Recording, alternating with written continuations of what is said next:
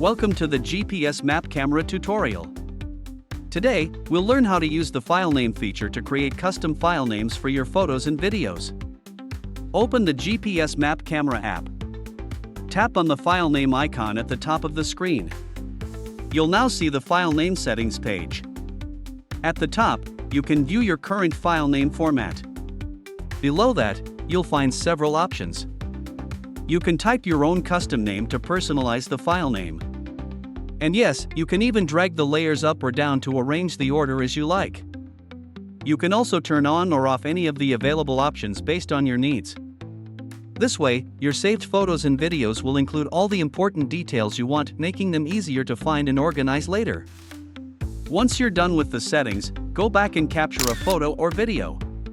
It will now be saved automatically with the custom file name. To check it, just open your File Manager app. Make sure to select List View for better clarity. Now you can see photos that are automatically named using the project name and other selected details. To see full file name of the photo, find your photo and tap on File Info. That's it. Here, you'll see all your customized file name details. Now you know how to use the file name feature in GPS Map Camera.